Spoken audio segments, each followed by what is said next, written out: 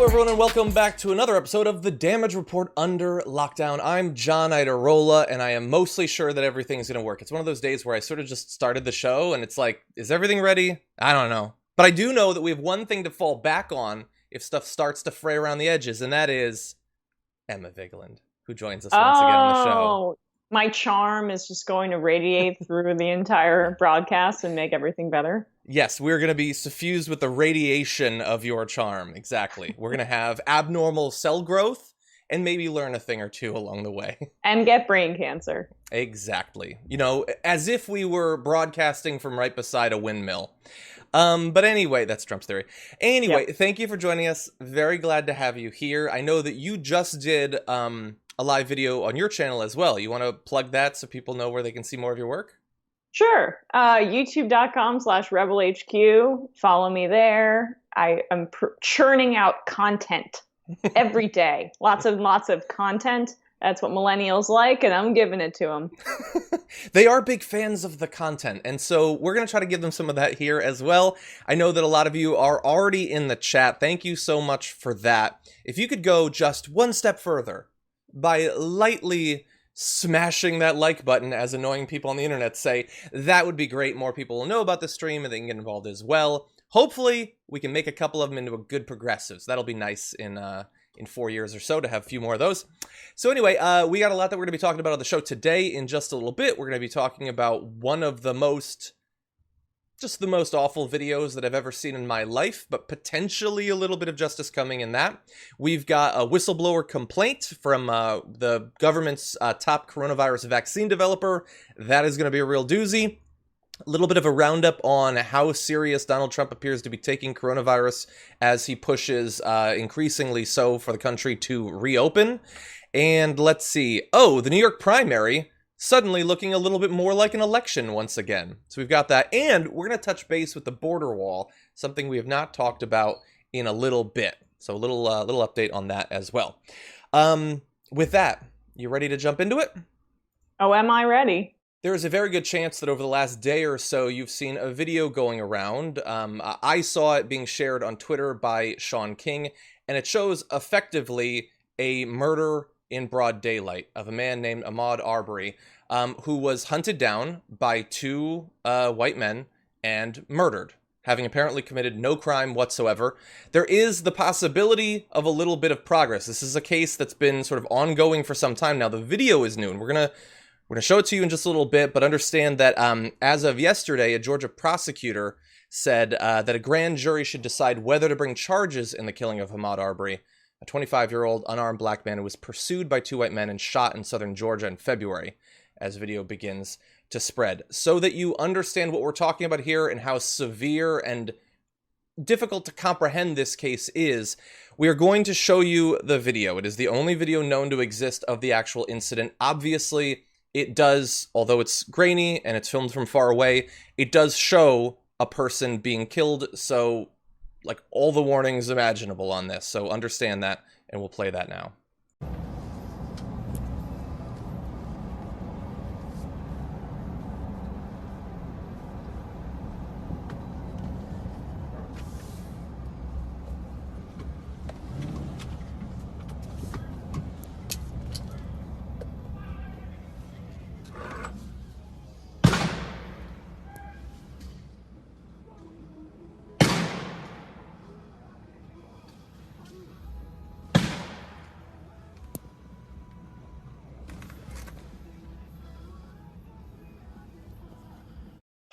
And that is the video. And as we described, it is two men. We're going to give you more details, but it's two men who decided to chase down someone that they say they had a vague suspicion might have committed a crime.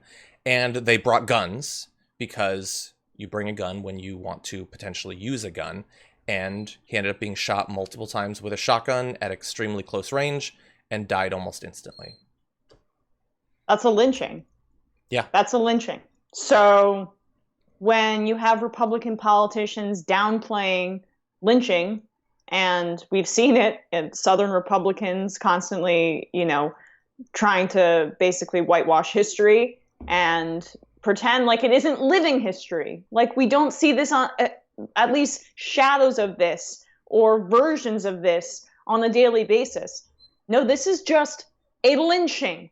2 white men following a black guy, terrorizing him and murdering him in broad daylight because they just had a hunch. They just had a hunch he did something wrong. I mean, the details on this are still fairly vague, but that's as plain as could possibly be. And like your heart just skips many beats when you hear those shotguns, those shots go off. I mean, it's hard, obviously, extremely hard to watch. Yeah, and you see the victim there is just like a few pixels, but if you're a thinking person with an ounce of empathy, you immediately think, what if that had been me or someone I know? That the time, like, your life is about to end because of these 2 insane individuals. You have just a couple of seconds warning when they pull up and accost you. You try to defend yourself and you're dead, and that's it. Like, that fast. That's how fast a life can end if you're in a certain part of America, if you're facing a certain sort of American. That's what happens. And if you are a certain sort of American, 100%. If you have a complexion that allows for white terrorists like this to feel justified in murdering you in broad daylight. It's in the middle of the day on the street. I mean, I don't even know how that video was shot, but that was someone seemingly suspicious that something was going wrong and just following them. And they still did it. There's a car right behind them. Exactly. Yeah. They know that they can be watched. It's a broad daylight, middle of a street. And they did what they did. Now, to give you just a few more details before more commentary, he was jogging in a neighborhood outside Brunswick. This is February 23rd. One of the individuals and his son, so he's a former police officer. That's caused some of the complications in this case. There's obvious conflict of interest when it's not only a former police officer, but someone who'd worked with the district attorney. According to the only witness in the police report, McMichael told investigators he thought Arbery was a burglary suspect and ordered him to stop. McMichael said Arbery violently attacked his son and the 2 fought over the shotgun before Travis shot him twice. At the time, no charges were filed. So here's the thing. There is no evidence that this individual committed any crime, but even if they did, who the hell cares? It seems like there's a fundamental divide in this country along a lot of different lines, but one is, are you allowed to brutally murder someone if you think they burglarized a house? We should probably add, of course, people's answer to that is going to be, in some cases, entirely dependent on the race of the person doing the burglarizing. I, for one, think that even if someone broke into a house, you don't get to execute them. But unfortunately, a significant chunk of America thinks, yeah, totally acceptable. They committed a crime, they transgressed, and that is the only justification necessary for me to do what I wanted to do anyway, which is to hunt someone down and kill them. Yeah, this isn't Rambo, because you're actually just a pimply-faced loser who really doesn't care about anything and would be actually the villain in any story. And additionally, we talk about what leads people to commit petty crimes like burglary, things like that. Often it's poverty, often it's drug addiction. And we've seen that more and more white people are getting addicted to opiates, and it's raised a lot of questions among people on the right about tough on crime stances, etc. So say it was one of those guys' cousins who is addicted to opiates and broke into a house and tried to get some money to pay for their addiction. Do you think that they would be okay with shooting that person down? No, because they have empathy for their cousin. They have empathy for the guy they know that's addicted to heroin. And I'm not even saying that a crime was committed here, but just a mental exercise. Just go that much further in your empathy tree. And it's not that hard. It takes a little bit of mental toughness, but I think you can do it. Mm-hmm. Yeah. And one other thing that I was thinking about, because this to me, it feels reminiscent of Trayvon Martin, the experience. Someone being hunted down by someone who feels like the law is up to them, that they're Judge Dredd. They get to do the investigation, they get to do the arrest, and they get to do the execution if they want to. And it feels like the same thing, because the argument that is being made feels the same. It's, the person attacked me, and so what am I going to do? I had to kill them. But there's so much that's left out of that. I mean, think about this. Obviously, guns are tools that can kill someone. But also, in America, they are a leading justification for killing someone, although not in a way that's made obvious, not by gun manufacturers. All you have to do is carry a gun with you when you have no reason to, accost someone, if they do literally anything to resist, you have presented a tool that you can make the case could be used against you. And so now, because you brought it into the equation, and because they exist near you, you get to use it as a justification to kill them. It's what they're doing here. It's what Trayvon Martin did. In both cases, does anyone actually believe that if the assailant hadn't brought a gun, that anyone would be dead? If George Zimmerman hadn't brought his gun, he wants you to believe that Trayvon Martin would have beaten him to death with his bare hands. No rational person believes that. Nobody thinks that Arbery, who was just jogging, would have been stopped by two men without guns and would have killed them both. He would have killed them dead with his bare hands in the street. No one thinks that. These individuals are bringing guns not only to kill someone, but also to provide the excuse necessary to get away with it. Exactly. It's the kind of both sidesing that obfuscates and muddies the waters when we're having this kind of conversation. It allows white racists who want to believe that could be an alternative, because it allows them to continue to think the way that they think. It allows them to have a get out of jail free card, no pun intended, when discussing issues like this, because then they get to say, oh, so dangerous. We need this gun to arm ourselves. Of course, that's not the reality. It's just a shield for them to not have any introspection about their own views. Yeah. Yeah. And like I saw a response from, I believe it was one of the lawyers in this case, who said, if these people actually cared about enforcing the law, they could have easily driven to find where this person is and then called the police and led the police to them, if that's what they actually cared about. They didn't do that. And they didn't bring the guns like randomly. They brought the guns to justify using the guns.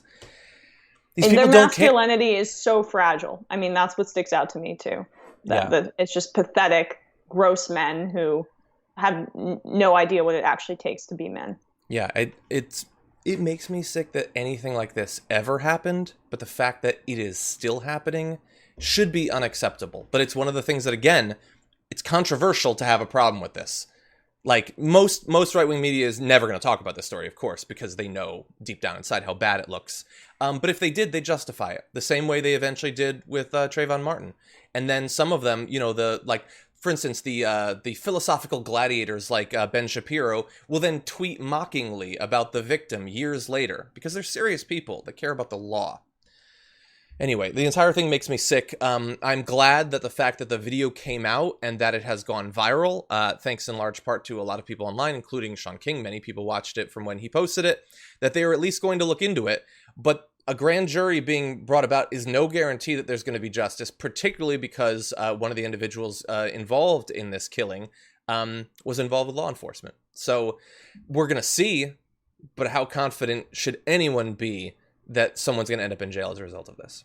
Yeah, just should give you a little bit of confidence in the kind of selection process that goes into police officers, especially down south. Exactly. I have zero confidence that any cops in this country are better people than the average Joe. I mean, yeah, there's no vetting process. And honestly, I don't even care. Sometimes people go into that profession because they want to feel big and tall and like they have power over you and leer over human beings and to justify their taste for violence and blood. And it seems like this guy's one of those. Exactly. We need to talk about a relatively new show called the Republic, or UNFTR. As a Young Turks fan, you already know that the government, the media, and corporations are constantly peddling lies that serve the interests of the rich and powerful. But now there's a podcast dedicated to unraveling those lies, debunking the conventional wisdom. In each episode of the Republic, or UNFTR, the host delves into a different historical episode or topic that's generally misunderstood or purposely obfuscated by the so-called powers that be, featuring in-depth research, razor-sharp commentary, and just the right amount of vulgarity. The UNFTR podcast takes a sledgehammer to what you thought you knew about some of the nation's most sacred historical cows. But don't just take my word for it. The New York Times described UNFTR as consistently compelling and educational, aiming to challenge conventional wisdom and upend the historical narratives that were taught in school. For as the great philosopher Yoda once put it, "You must unlearn what you have learned." And that's true whether you're in Jedi training or you're uprooting and exposing all the propaganda and disinformation you've been fed over the course of your lifetime. So search for UNFDR in your podcast app today and get ready to get informed, angered, and entertained all at the same time.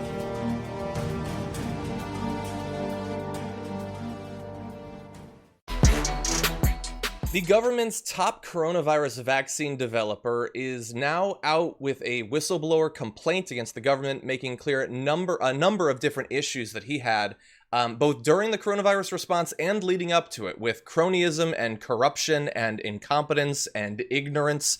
And it's available online, the 63-page complaint. We're not obviously going to cover all of it, but there are a few highlights from what Rick Bright said that I think it's important that you see. And understand that he'd worked up until recently at the Biomedical Advanced Research and Development Authority. It'll be called BARDA from now on. But so he was an insider in this response, one of the top insiders, and here's a few of the things that he says. On April 22nd, Bright alleged in a fiery statement that he had been sidelined because he, quote, resisted efforts to fund potentially dangerous drugs promoted by those with political connections. One of the drugs was the malaria medication hydroxychloroquine. Bright said he had rightly resisted efforts to provide an unproven drug on demand to the American public, and we're going to have a little bit more details on that in just a moment, but a bit more from the complaint. According to it, Bright's superiors at the Department of Health and Human Services began pressuring him to ignore expert recommendations and instead to award lucrative contracts based on political connections and cronyism starting around the spring of 2017. So this is not just during the epidemic. This is in the years leading up to it. We have an example of that sort of cronyism. Last fall, Bright, quote, rejected pressure by Dr. Kadlec to invest millions of dollars in a drug developed at Emory University by a longtime friend of Dr. Kadlec, presented as a miracle cure for influenza, Ebola, and nearly every other virus, even though the developer had not yet conducted clinical trials and no data had been compiled to demonstrate either the efficacy or safety of the drug in humans. But that wasn't going to stop them from sending millions of dollars to someone that they knew and wanted to support. And so we're going to have more, but Emma, I know that you did a video about this whistleblower complaint, so give me some of your thoughts. It's just, what sticks out to me most is how Trump's incompetence and his kind of ADD when it comes to dealing with this pandemic, where he can't focus on a larger goal and do what's necessary, like more testing, more supplies, more masks, all of that, how that kind of, his tentacles extend into the other parts of the government here, where basically it wasn't just him pontificating on the podium about hydroxychloroquine and that miracle drug there. It was being felt in terms of what was being done in the government. Mm-hmm. And this is why this whistleblower spoke out. He had been speaking out, as you mentioned before, on the administration's lack of effort when it comes to dealing with coronavirus leading up to this. But really what broke the camel's back here was that hydroxychloroquine was not being tested. We found out later in the VA study that it may have no effect. In fact, it may have negligible or negative effects on patients who are dealing with coronavirus. And he had tried to speak out about that, and he was demoted. Mm-hmm. And so these government agencies are operating as if Trump would operate. And so when we talk about like good people in the government that still remain, I don't know how many people there are there, because this seems to be exactly as how Trump would behave if he were directly in charge of, Health and Human Services and all of the agencies there. Exactly. Yeah. The new people that are put in are loyalists above all else. And the people who remain, if they weren't loyalists, he's been weeding them out since the very beginning. There might be a few left. Fauci's still allowed to occasionally tell the truth. And even Dr. Burps, though, I feel like we don't talk enough about how she seems to be parroting a lot of what Donald Trump says. I don't know if you have talked about it, but I feel like it's not discussed. You have. But people are always like, oh, Fauci and Birx. Like, no, there's one guy. There's one lone soldier left. When she like a month ago was like, I just have to say, he really pays attention to all the scholarship and he's a mind for numbers. And I was like, no, you're not a serious person. Nobody actually thinks that. You're lying to me. I don't trust women wearing light scarves like that. Those scarves look too expensive, and spend your money elsewhere. That is the standard I will now use.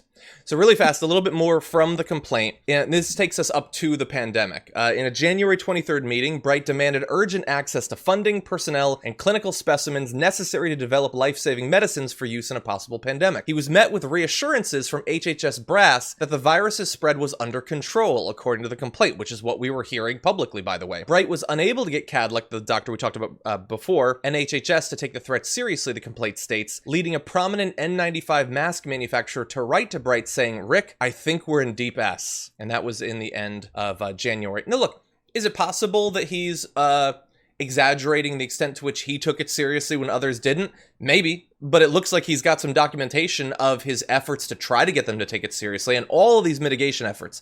Even just the lowest bar is making PPE available. We knew that we needed that, and they didn't want to help with it, and they resisted it for literally months up until basically today. That's what's most terrifying about this, is that not only are they lackeys for the Trump administration, the leadership at HHS and other government agencies, it seems like, which is extremely scary. It's also that they behave as if they're a marketing arm for Trump Inc. Mm-hmm. Because it's not to prepare the country for a pandemic. It's not to get the necessary supplies in place. No, it's just to say, I see nothing, I hear nothing, everything's going great, and Donald Trump is doing a wonderful job in preparing the country for the pandemic. That's just not the reality, and that's not your job. Your job is to make tangible improvements to our infrastructure so we can prepare for this. But it goes to show, that's what this whistleblower has revealed, that they weren't behaving like that. They were a part of the PR department for Donald Trump. Yeah, we know that he cares about ratings more than one, anyone on TV, and two, more than anything else he cares about, and that philosophy has trickled down. It's the one thing other than urine that does trickle down, actually, is a belief that ratings and optics are the most important thing.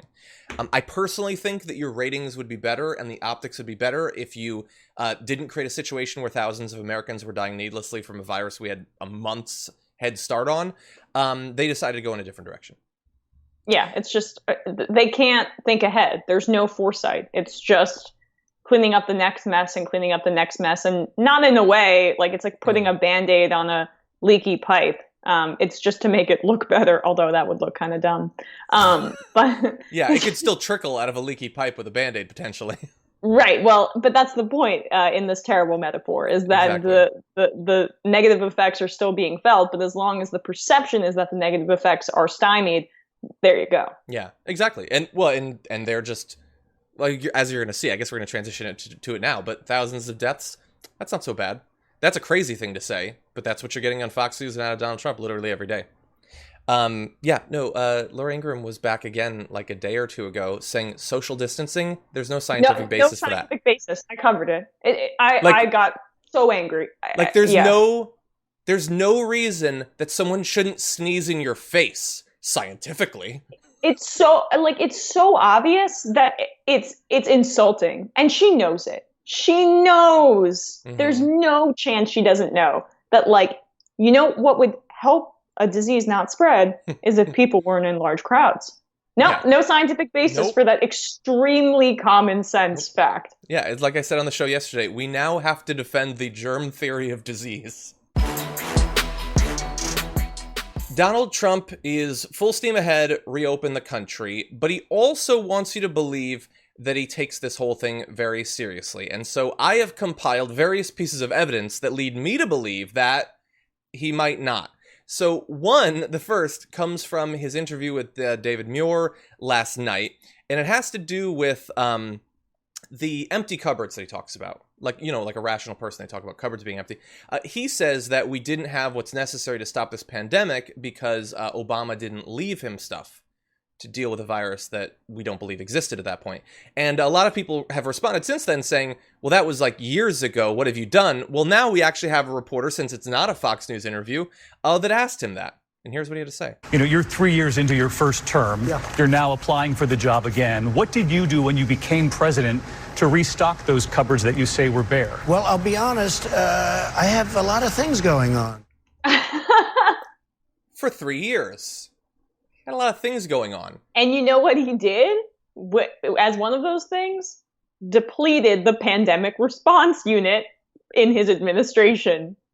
I wish Muir, I don't know if he followed up with that, but I wish he would have followed up with that. Trump went off on a whole long tangent to try to distract the issue. That's why we cut it off. But yeah, 100%. Like, first of all, you did do some stuff in regard to pandemics, but it made us less prepared, not more. And I know it's like the most cliched thing to say, but you found time to golf a couple hundred times over those 3 years. Feel like, and by the way, it's not like we're saying you should have stocked the literal shelves. Put someone in charge of it. Or at least don't take He's never lifted a plate above his shoulders in his entire life. He doesn't know how to stock shelves. Certainly not a baby. Just like I would say put someone in charge of it, but the thing is there already are people in charge of it. Don't fire them. That's all I'm asking of you. So look, that's one. His argument that the reason we weren't ready is because of Obama. Under the lightest bit of pushback, he folds like a flan in a cupboard. But anyway, so that's one. Let's jump to some of his other arguments. So he was asked about the new projections that just came out yesterday that it is likely that by June 1st, we will be experiencing more than 10 times as many daily infections every day and more than 3,000 deaths every day. That's the world that they're rushing to reopen. So he was asked about those projections, and here is what he said. With these new projections, a lot of people do want the country to reopen quickly. Are you willing to accept these new projections that show that many more people will die with interactions? Those projections are without mitigation. We're doing a lot of mitigation. And we have to keep our country. Our country wants to open. The governors, it's in their hands, but our country wants to open. And you see what's going on. They have to open. And the people of our country should think of themselves as warriors. Our country has to open. Those projections are with no mitigation. Not the way Okay, so there's a lot there that we have to respond to. Incomprehensible. There was not one rambling long train of thought. Yeah. So he of course ends with he wants to be a wartime president, and if he's going to do that, I like it this way rather than him invading Iran. I have to admit that. But he says we should think of ourselves as warriors. And my follow-up question would be, can we be like the sort of warrior you were during Vietnam? Can I stay home? Like, that would be nice. I think it would keep me safer as it kept you safer during Vietnam. But anyway, of course, the metaphor is robust because he is, like in some wars, sending people to needlessly die. So that is true. But what did you think about that? His response about the new models. Yeah, I don't know what he was saying, so it's difficult for me to respond. That's true. Because it's in the governor's hands. We're all warriors. Those without mitigation, he said mitigation 3 times. I don't think he knows what mitigation means. Who's doing the mitigating? Is it you? Is it the federal government? Is it just in the hands of the governors? What are you talking about? Yeah. Again, in his annual chopper talk, or not annual, daily, I should have said, it's just a recycling, regurgitating of his favorite phrases over and over. And like, he just saw the 2 bullet points on the memo his staff prepared for him, and it included mitigation and it included the country wants to reopen. He just repeated it over and over. Exactly. And no, the country doesn't want to open. They just keep saying that. The polls consistently show people don't want to. Because if you keep saying it, then it makes it the reality. That's true. Yeah.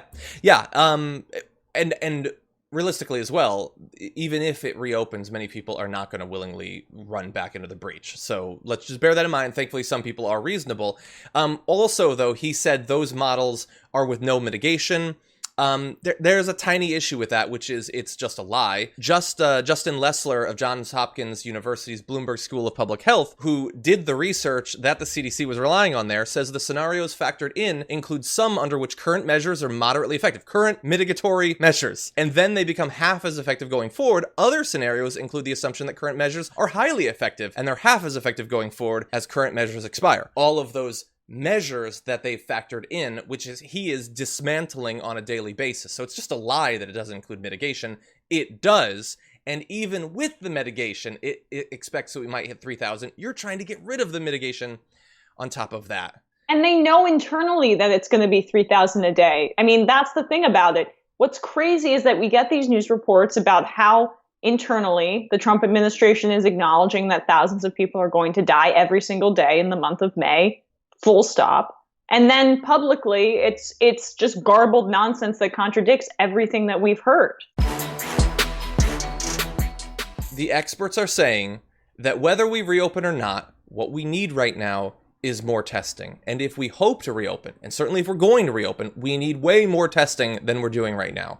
So Donald Trump has heard those concerns, and here is what he thinks about the level of testing being done. We have the best testing anywhere in the world, not even close.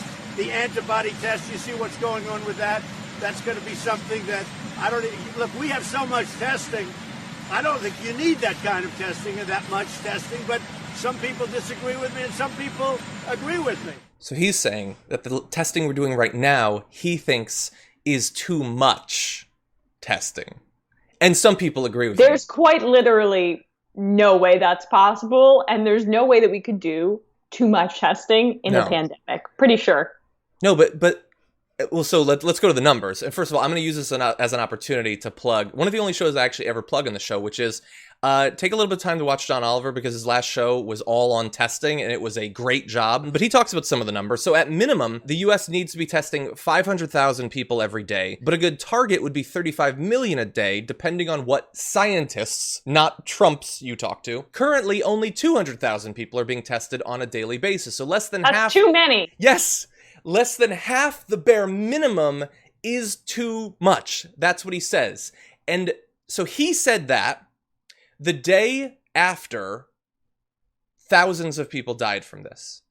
So it is rampaging still across this country. And he is doing everything he can to throw gasoline on it. And as he's doing that, he is stocking, like we've played the ads that took all of his March comments and showed the death toll. He just keeps putting those out. He is saying insane, weaponizable things to disarm the American public against this thing that is killing them every single day. If you are part of the Democratic Party or the Lincoln Project, please take note of some of these things. Absolutely. The idea that the United States is doing too much testing is crazy. And you see this talking point being fallen back on by both Trump and Jared Kushner when he does his terrified media appearances. That's what he looks like. He's literal deer in headlights. He looks like he's going to pee his pants. And he talks about how the United States is now doing more testing than anywhere else. That is true at this point. We are doing more testing because we have the most cases. But per capita, that's not even close. And we are way behind. And that's why we have to do more testing than anywhere else. So per capita, the United States is not up to other speed with other countries. Italy, other European countries, other South Asian countries are way ahead of the United States when it comes to the amount of people in their country and how many tests they have available per capita. Yeah. But just Trump and Kushner and everyone else are relying on the ignorance of people that they're not going to look up the proportional numbers and are just going to take that at face value. Well, and also, let's bear in mind, he also frequently says, we do more testing than everyone else combined. That is not true. You can take any three major countries. It's just an insane lie. It's not his most insane. I didn't even clip it out, but for David Muir, he started talking about how impeachment means that we couldn't do our cupboards or something. It happened like a couple months ago. What about before then? I don't know.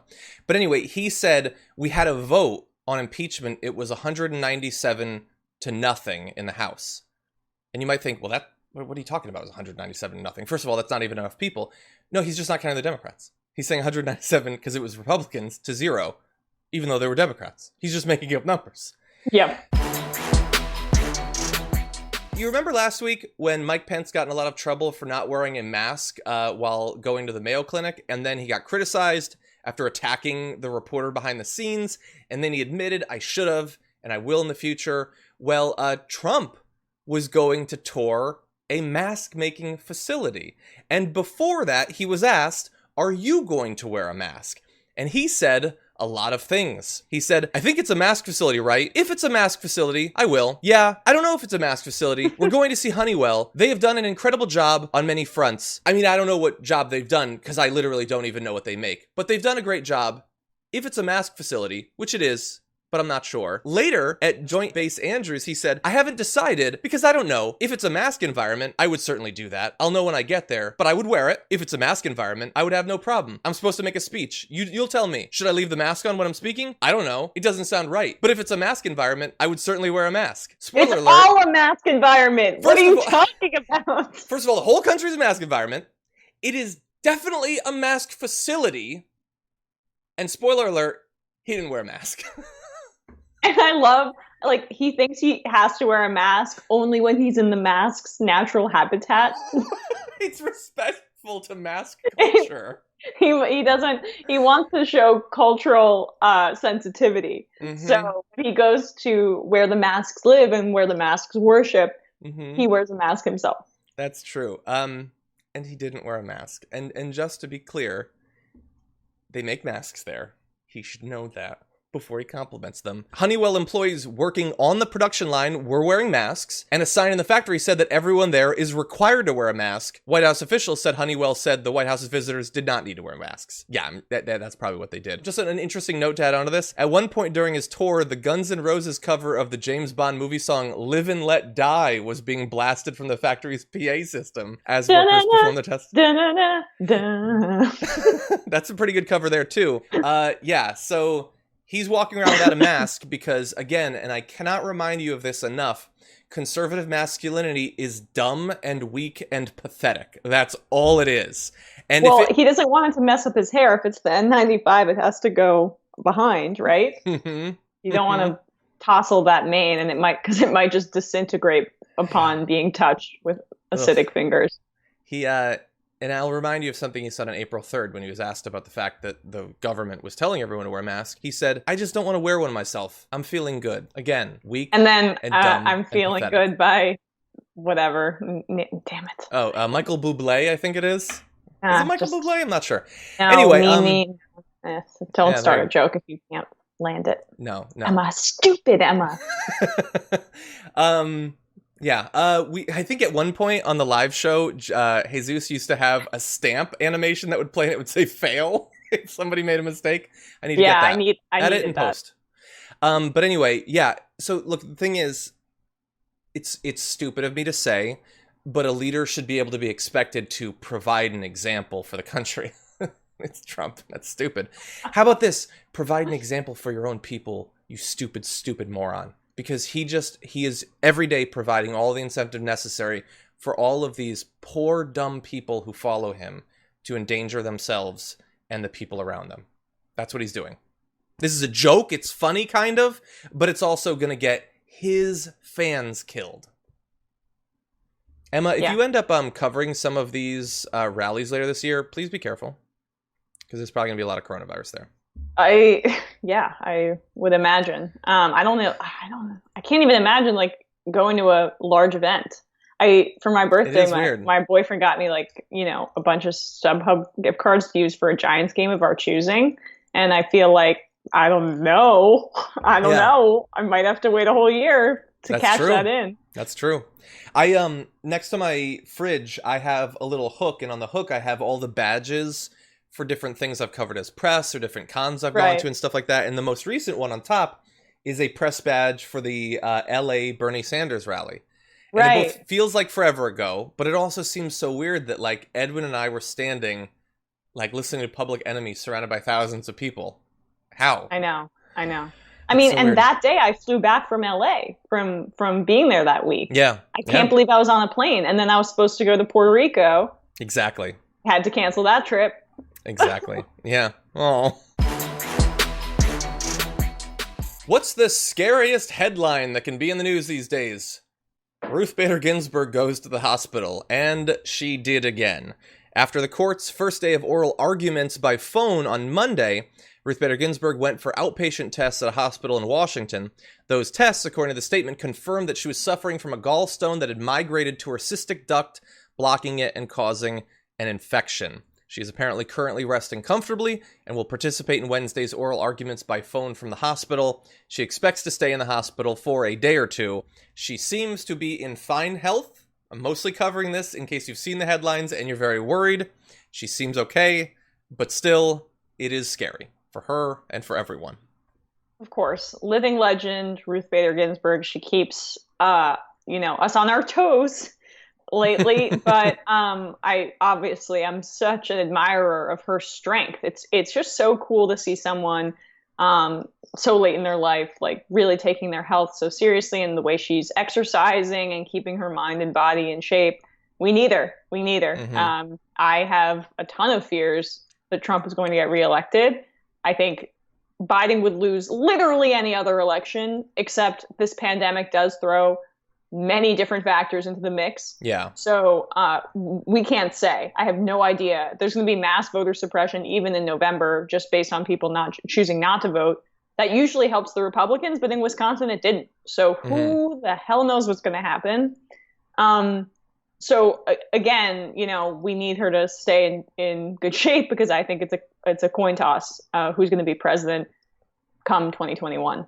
100%. Yeah, there's going to be voter suppression, and we know everything we need to do between now and then to make it possible for every American to vote by mail, and they're not going to do that because that would result in more people voting by mail. But yeah, kudos to Kamala Harris, by the way, who we've been critical of, but she was proposing multi-billion-dollar bill to spearhead mail-in voting, and the Republicans shooing that away because they don't want people to vote. Right. But yeah, obviously, like there's certainly the electoral consequences that you're talking about, but also, and again, it's not to say that she's like perfect or anything. Obviously, no human is, but she is a very inspirational figure and has been for a very long time for a lot of people. And so you don't want to see her sick or suffering or potentially dying just for her own reasons. But I want to show you one thing. This is a video you've probably seen before, but in reference to her health and concerns being expressed, even the sort of concerns that I'm expressing right now, she would probably have an issue with. Here is a little bit of video of her from back in the day. There was a senator, I think it was after the pancreatic cancer, who announced with great glee that I was going to be dead within 6 months. That senator, whose name I've forgotten, is now himself dead. And I am very much alive. There's a little bit of Queen of Thorns in there. Oh, yeah. He's now dead. I love that. Very Olenna Tyrell, for sure. That was bad. That was badass. Yeah. Hope she gets better. Hope she feels good. The New York primary is again a primary, thanks apparently to the efforts of Andrew Yang, who we'll get to in just a second. But you might remember we talked about not long ago when the Democratic Party in New York took the opportunity to just cancel democracy, with Jay Jacobs at the time saying, we shouldn't have non-essential primaries. There's only one candidate who is running, which of course is not true. But anyway, that's what they said, and they canceled it. And in response, Andrew Yang filed a complaint against that, saying that it was taking away the rights of him and the other candidates who are still very much on the ballot. And thankfully, that was listened to. And Elisa Torres, Southern District of New York judge, said, the court concludes that plaintiffs and plaintiff interveners have shown a clear and substantial likelihood of success on the merits of their claim that the Democratic Commissioner's April 27th resolution removing Yang, Sanders, and 8 other Democratic presidential candidates from the ballot deprived them of associational rights under the First and 14th Amendments to the Constitution. And so it will be back on, as of today, anyway.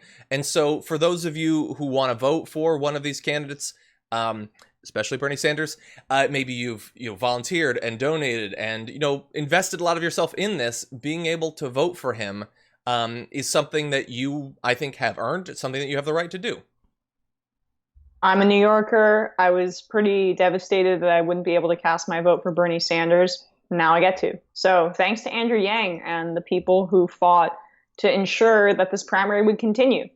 There are other elections happening, and the New York Board of Elections was fine with, conducting the rest of those by mail, but it would actually endanger people's lives, what they argued, to add just a little more text, one more piece of text at the top of that mail-in ballot. when it came to the New York presidential primary. It was absurd on its face. It was meant to kneecap the Sanders movement, which needs all the delegates it can get to influence the presidential platform at the convention and the DNC platform and all of the rules going forward. Bernie needs to hit a 25% threshold. And I plan on voting for him to hopefully allow him to do that and just cement and put to paper my belief in his vision, especially when it's up against Joe Biden's non-existent vision. Yeah, I agree. And I am glad for you that you get to do that, and that many others will as well.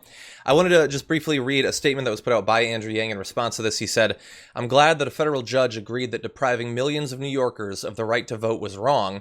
I hope that the New York Board of Elections takes from this ruling a newfound appreciation of their role in safeguarding our democracy." I hope the same thing, because, man, there's problems in state parties, but New York, whew, what is wrong with you people?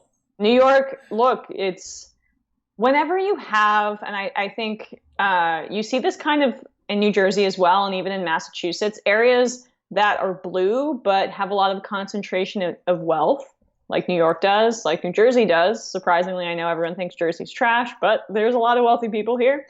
And same in Massachusetts. The parties there, the Democratic parties, become fairly institutionally corrupt. But I'd agree with you, John. New York, it kind of takes the cake, as we saw throughout, the much publicized primaries when Cynthia Nixon was running against Andrew Cuomo, and then of course all the malfeasance when it came to Alexandria Ocasio-Cortez's insurgent run against Joe Crowley. So those are just some of the examples of New York Democratic Party just being completely corrupt to its bone, and part of it is because of its leader, Andrew Cuomo. Yeah, who people are saying in the chat has already appealed the decision. I hadn't seen that yet when we went live. It sounds like something he would do. But anyway, look, it looks like we're moving in the right direction, I hope, and I would like to see, like, the taking over and reformation of the New York Democratic Party has to happen at some point. I nominate you as tribute. You should run someday, Emma. Get in there. Fix things from the inside. Why don't you run someday? I don't live in New York. And also, run in California. I used to host the Common Room. They would barbecue me. Do you have any idea? Yeah, I tweet a lot, so no, that's true. That is true. Anyway, and wait until they get a load of our chit chat hour. Most of America has been rightly focused on the coronavirus. That is the crisis that we're trying to deal with right now. But of course, we've been trying to do a good job here at TDR of making sure that we keep pace with the other efforts that the Trump administration is sort of using this crisis as a cover to pursue. The destruction of the EPA, tearing apart regulations at a large, like meat processing plants and things like that. We have another as well, and that involves the border wall, something that you probably have not heard much news about recently, and it has to do with its paint job, which sounds like a silly topic, and sort of is, but it's an expensive one, and also one where the Trump administration's trademark cruelty is very much on display. The president's determination to have the steel bollards coated in black, he wants it painted black, has fluctuated during the past several years, and military commanders and border officials believed as recently as last fall that they had finally talked him out of it. They considered the black paint unnecessary, costly, and a significant long-term maintenance burden, but Trump has not let go of the idea, insisting that the dark color will enhance its forbidding appearance and leave the steel too hot to touch during summer months. And so we're gonna have some more details for you, but this is back in the news because he has tasked people in his administration once again with putting together an updated cost analysis of how much it would cost to paint it in a color that would conceivably burn people trying to climb it. He's like a Sith Lord. I mean, does he not understand how comically and cartoonishly evil he comes off? This is like, again, it's like a movie villain. Mm-hmm. And a petty movie villain, which we know Trump is. But I guess they kind of relish that. I mean, Dick Cheney loved being talked about being Darth Vader and being a part of the dark side. These are people that embrace that. I don't think Trump sees himself in that way. I don't think he has the self-awareness of a Dick Cheney to understand that he's patently an evil person. But this should maybe give him some pause. I'm like reminded of in Sleeping Beauty, the like black nettle spiky things that came out in the forest around the castle. I mean, that's kind of who he is. That's what he wants. That's what he envisions for poor immigrants just trying to get a better life in this country. And that's what he wants to do to them. He wants to literally burn their flesh if they try to come into the United States. And also just make it look really sick. Like it's got to be scary. It's got to be scary. And right. What if it was black and pointy?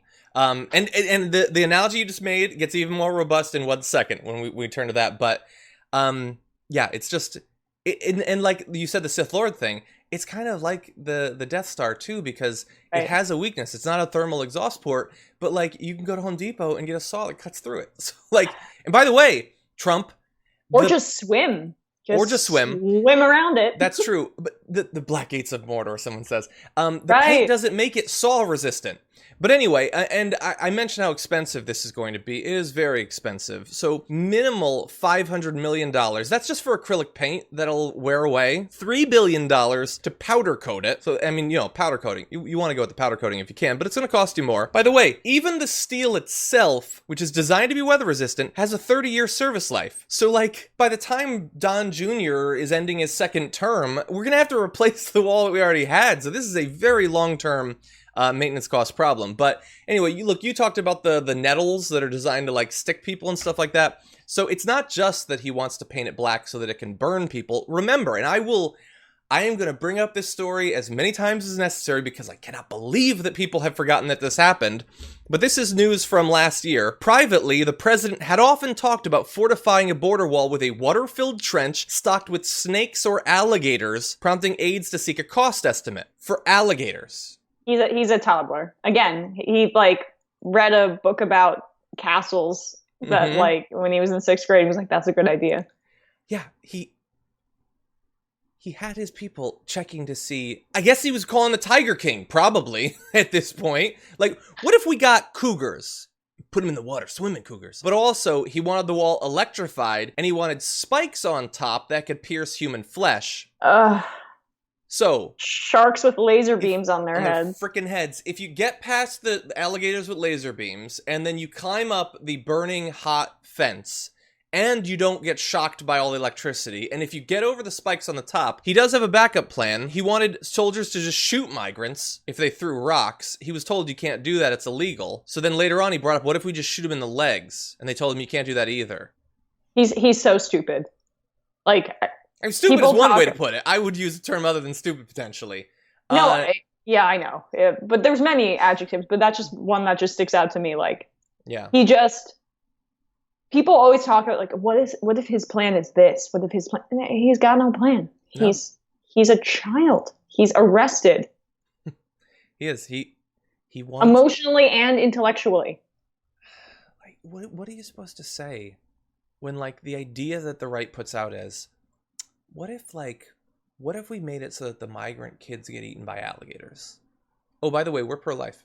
What are you supposed to say to that? Like, how are you supposed to, like, well, let's compromise. How about this? We'll go 50% of the way to we feed migrant children fleeing violence to alligators. The alligators will just bite off legs. We'll do tiny alligators to bite off legs. There we go. Thank you, Pelosi, for the grand bargain. God. They gave him billions of dollars. Thankfully not for alligators, but they've given him billions of dollars for it. Very excited to now welcome to the channel candidate for Congress running in Washington's 6th District, Rebecca Parson. Welcome to the Damage Report. Hi, John. Thanks so much for having me. Glad to have you here. I'm looking to learn a little bit more about what you're bringing to this race, your experience, hoping that a bunch of people out there in your district will discover that as well. So what made you make the decision to run this particular race, and what's some of your experience? Yeah, well, I've always been involved with progressive organizing and activism. Out of college, I was a human rights observer in a Zapatista community in Mexico and served in AmeriCorps, lots of other stuff over the years. But after the 2016 election, I wanted to get involved politically beyond just voting and paying attention to politics. And so I got involved with my local Indivisible group. And what I found there is that, we could contact our representative, Derek Kilmer, and ask him to take a stronger stand against Trump. Progressive activists have been asking for years, support Medicare for all, we support the Green New Deal, these progressive policies, and we always just get back these form responses that much ado about nothing. There's a lot of words, but not much content, and don't commit to changing anything. And it got to be really frustrating for me because our district is really suffering. I'm in the 6th congressional district, which is Tacoma and the northwesternmost tip of Washington state. And it's a working class district. We don't have the big Amazons and other companies that Seattle has. We have the largest port, one of the largest ports in North America. We have a broad swath of the district that used to be timber country. We have people working low-wage service jobs and people who are literally dying, waiting in line for drug treatment. They are living in the woods or living on the streets and dying on the streets, getting priced out of housing, and really serious things happening, not being able to get good jobs. And, discovering that our district has been blue for 55 years and that we have the 11th most conservative Democrat representing us who refuses to adopt these policies that would help those people that I was just talking about, really frustrated me. And I'm just really fed up with hypocrisy and saying stuff You and me both, actually. Yeah. He calls himself the national leader on getting money out of politics, but he's taken over $3 million from corporate PACs. Like, come on. Or, climate change is real, but all we need to do is some, carbon dividends or some tax credits. Like, no, that's not enough. And that kind of saying one thing, doing another, just can't stand it. Well, that might be the answer to my next question, because I'm curious, because you pointed out the district has been blue for a very long time. It's got a history. You go back, labor rights, workers' rights movements, things like that. It has this sort of deep-seated history, and yet you're saying that the current incumbent really doesn't represent what seems like the natural evolution, the natural conclusion of that sort of history. So why the disconnect there? Is it about sort of being able to manage his image in terms of public statements, and that's distracting people from what he's really doing? How exactly did they end up in this position? Well, he took over from the 30-year incumbent before him. His name was Norm Dix. Norm Dix hand-selected Derek Kilmer to succeed him. Norm Dix stepped down. Derek Kilmer stepped forward to run. Nobody ran against him. And then Derek Kilmer won. No other Democrats in the race. And then Norm Dix handed off all his donors to him. And then Norm Dix became a lobbyist for Boeing or a defense contractor.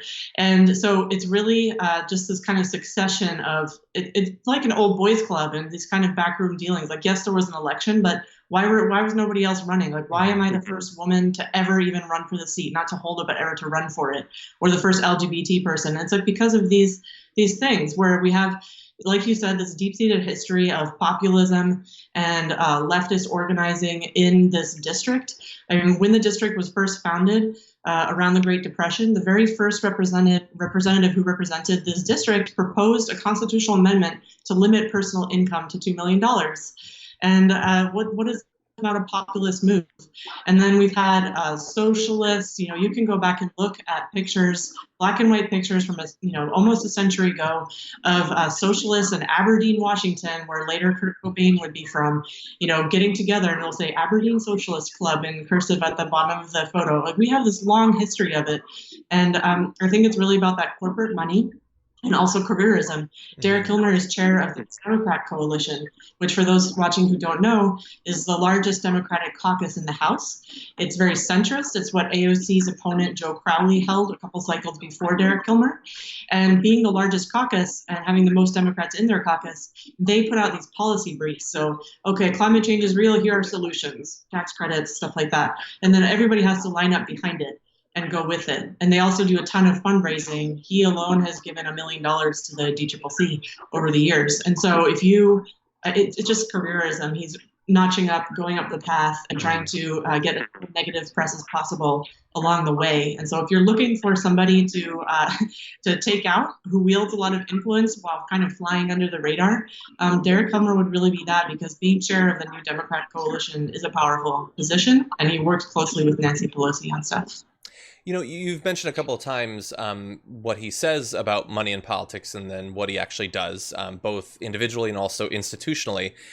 We saw on your campaign website, you write, quote, "He's so cozy with lobbyists that his former chief of staff is now a lobbyist who coaches other congressional chiefs of staff on how to schmooze with lobbyists." That's an amazing long turn of phrase. So what are the implications of that he is so closely tied in and his staff is so closely tied in with lobbyists for various industries? It's just this endless revolving door, and it means that they serve what the lobbyists want and what corporations want. You know, somebody, I think it was a PCO I was speaking with yesterday or the day before, a local Democratic precinct committee officer here in the district, and he said, you know, I really think that who you speak with the most, it will inform your thinking. That's just natural for anybody. And so if you are spending most of your time with lobbyists and with CEOs, you're being funded by, you know, Amazon and billionaires. He also belongs to the Problem Solvers Caucus, which is literally funded by Republican billionaires. And if you're spending all your time speaking with these people, that's going to inform your worldview and what you think should be done about policy. If, like me, you spend your time speaking with homeless people, and like a big portion of my campaign ad is at a homeless camp in Aberdeen, or if you have friends, like I have a friend who's a diabetic, and he's on the ACA. He's one of those people who's underinsured. And so he couldn't afford insulin for years. And as a result, he had a massive heart attack and almost died. And so that's who I spend my time talking to. I'm not talking to, you know, lobbyists for Uber. I'm not part of this revolving door. And so I think that's the real cause of that. That's what the consequence is. Rebecca, you talked a little bit about some of your activist work that you've done internationally as well. And I'm always interested in when I talk with a candidate who hasn't come up through sort of the expected cliched way that a lot of our legislators do, what is that going to then bring to the way that they represent different groups, the ideas that they come up with? And so there's a couple different aspects of that I want to ask you about. I mean, you mentioned doing being a human rights observer internationally in Mexico. What does that help to bring? I mean, as you're out there and you're trying to figure out which priorities you're going to work on as a member of Congress, what do you think that might help bring to the position? For me, with the Zapatistas, so they're a community of indigenous people in southern Mexico who are self-determined. They have direct democracy. They have economic democracy. They, from the very beginning of their movement, have fought for equal rights for women. And in Zapatista communities, they have clinics, hospitals, schools, where they have raised their own standard of life. And what that has shown for me is what can happen when people have direct democracy and they have a say in their lives, and where you're not just going into work and being told, okay, you're just you're the cog in the machine. The machine exists to make money. Just shut up and do what you're told, because your voice doesn't matter here. You're just here to collect a paycheck and go home. And instead, I want a society where people have political democracy and also economic democracy, and they can decide what happens in the workplace and what goes on in their own life. Stuff like having co-determination, so having 45% of corporate boards be workers instead of CEOs and billionaires. That's the kind of thing that informs me. I'm also a commissioner on the Tacoma Commission on Disabilities. And from the very beginning of my campaign in July, I've had an extensive disability rights platform available for anybody to read on my website. And that informs me as well, because I have a friend who is blind and he uses a reader to access the internet. He offered to assess my site. He looked at it and he said, this is actually pretty good, but here's some changes you can make. That's a very small example, but it's still how many people would think of that? You only think of it if you interact with people who have a certain issue.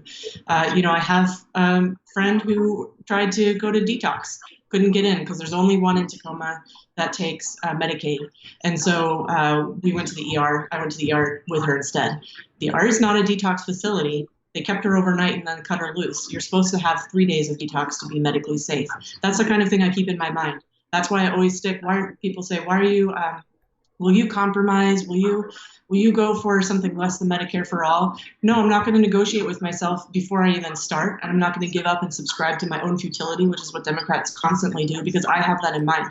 Like that person, those people who are actually need detox and they could die if they don't get it, and they can't get it right now. So that's the effect that that kind of activism has on me. So one of the things that we've seen some new candidates move in the past couple of years, and at times have butted heads with Democratic leadership, at times have gone along with them, and sort of, I guess it sort of broaches the topic what you were just talking about there, is that yes, very often Democrats do just preemptively they come up with what they think would be a compromise, and they start with that, and then by the time it gets through the normal legislative compromise process, it's way to the right of even that compromise. Yeah. So what do you think about the prospect of having to fight not just against all of the Republicans, but let's say, Nancy Pelosi is doing things the way that she does and all of that. What do you think about having to engage in potentially years of fighting honestly on all sides? It's unfortunate, but I accepted from the very beginning that that's what I was likely going to have to do. And, I wanted Bernie to get the nomination to become president. Sadly, that doesn't look like it's going to happen. But even then, I thought, Bernie's in the White House, there's still going to be a lot of Republicans in Congress and a lot of corporate Democrats. And what will my position be? And what am I committing myself to by running for Congress and intending to win? And that's part of it. And so, number one, Republicans, they are by far worse than Democrats on issue after issue. But then you have the Democrats who enable them, who give Trump, his powers to use. And then when he uses them, they throw up their hands. Oh my goodness, how dare he? And clutch their pearls because that he uses the power that they gave him. It's ridiculous. And so part of that I've accepted and said, when I'm in Congress, I will have to fight Republicans, but I will also have to stand firm and hold my line against the leadership, against the corporate Democrats. And that's just the way it has to be. And I think a point that Crystal Ball has made a few times that I think is very good is that progressives have to be willing to not be liked. You don't get into Congress to be liked. And when they apply these pressure tactics to like, oh, but so-and-so from this, red district, she really needs you to vote for this so that we can get this win and she's more likely to win. Or, oh, she couldn't possibly win without corporate money. Don't you care about your colleague? It's like, I care about my constituents. That's what you're supposed to be in Congress. You care about the hundreds of thousands or close to 1 million people who you're representing. And so if that takes being at odds with the leadership, that's what I'll do. And I think something that would be really interesting and powerful as well would be for progressives to form a corporate-free caucus, even if it's small, and work together and be willing to say, no, we are not voting for this, and hold firm and not be co-opted. I think that a lot of people would find that very appealing, especially as they've watched the various rounds of back and forth over potential aid to, people other than massive corporations during the pandemic. We could use something like that. Where can people find out more about both your campaign and also your platform? You can go to RebeccaForWA.com and find out more about me there. Go to the events page to sign up to volunteer. No matter where you are in the country, you can help. We're obviously an entirely remote and online campaign right now because of the pandemic. You can phone bank from literally anywhere. Go ahead and sign up to do that. We're doing phone banking every day of the week. We also have something called Outreach for Introverts. So if you don't like speaking with strangers, don't worry, we have something for you. Also, please donate. I don't take any corporate PAC or lobbyist money. If you give even just $1, it does help because it funds 18 dials for our phone bankers. And I am also on social media. My handle on all Facebook, Twitter, Instagram is Rebecca for WA, and you can follow me there. Rebecca Parson, thank you once again for joining us. We really appreciate it. Thank you.